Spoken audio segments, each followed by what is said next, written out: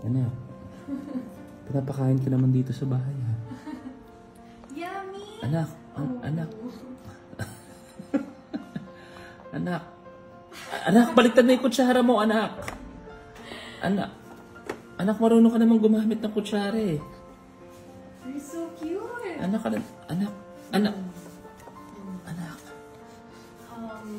Yummy! Anak. Good job! Anak, nakakaya sa mga kapitbahay pag nakita ka. It's okay. Anak. Baka iniisip wala tayong pakain sa'yo. Anak, paano kayo papaliwanag yung... Anak. Oy, sus! Anak. So cute! Anak, ang dumi ng bibig mo pero wala parang nakakain. Lahat na... lahat na sa labas. Na, anak, may galit ka pa, anak. Anak. Ako siya, may kukutsara naman siya. Anak. Yeah. Anak. It's okay. Oh, yummy. You like it? Parang huling kain mo, set ka pa ng mami mo. Yay! I love you, anak.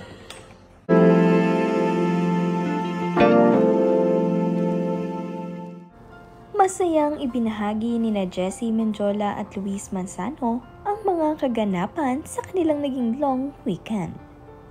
Bago ang lahat, huwag niyong kalimutang mag-subscribe at pindutin ang notification bell para maging updated sa ating mga susunod na videos.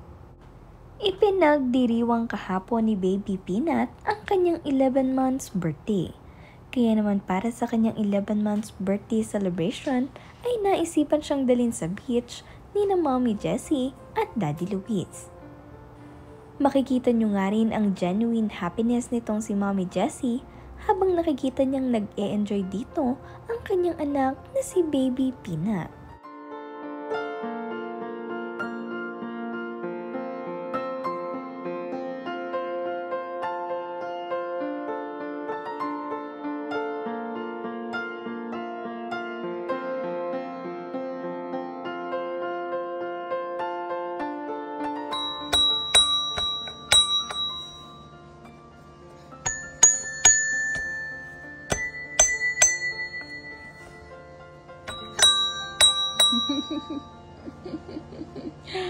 You like it? Kay bilis nga ng panahon at malapit ng mag 1-year-old itong si Baby Peanut. Pinaghahandaan na nga rin ito ni na Mommy Jessie at Daddy Luis, kaya naman ngayon pa lamang ay busy na ang kanyang mommy at daddy. At ang mga netizens naman ay excited na para sa kanyang magiging first birthday celebration. Masaya nga rin ang mga netizens para dito kay Baby Peanut dahil marunong na itong kumain na mag-isa. At pinupuri nga nila itong sina Mommy Jessie at Daddy Luis dahil sa magandang pagpapalaki dito kay Baby Peanut. Sa ganitong paraan nga na hinahayaan nilang kumain mag-isa itong si Peanut ay natututo ang bata. Kaya naman ang saya-saya ng mga netizens. Anak, pinapakain ka naman dito sa bahay, ha? Yummy! Anak, anak. Anak. Anak, baliktad na yung kutsara mo, anak. Anak. Anak, marunong ka naman gumamit ng kutsara, eh. You're so cute! Anak, anak. Anak. Yummy! Anak. Good job! Anak, nakakaya sa mga kapitbahay pag nakita ka. It's okay. Anak. Baka iniisip wala tayong pakain sa'yo. Anak, paano kayo papaliwanag yung... Anak. Oy, sus! Anak.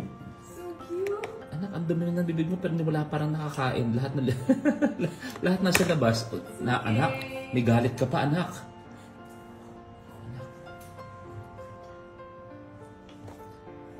Ako siya, may kukutsara naman siya. Anak. Yeah. Anak. It's okay. Oh, yummy. You like it? Parang huling kain mo, set ka pa ng mami mo. Yay! I love you, anak. Question, kayo ba na kagaya ko ay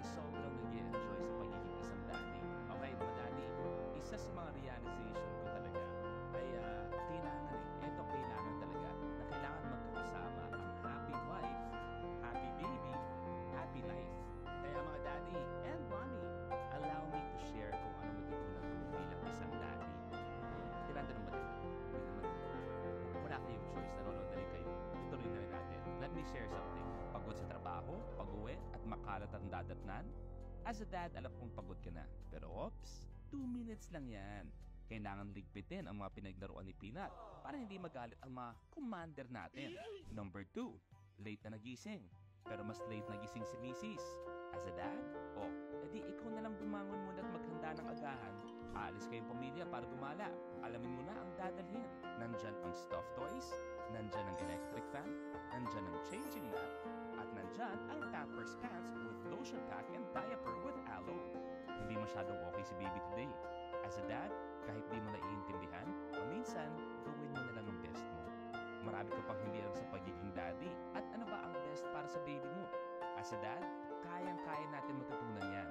We just need to understand what goes into our baby's development so we can offer our support to our babies and wives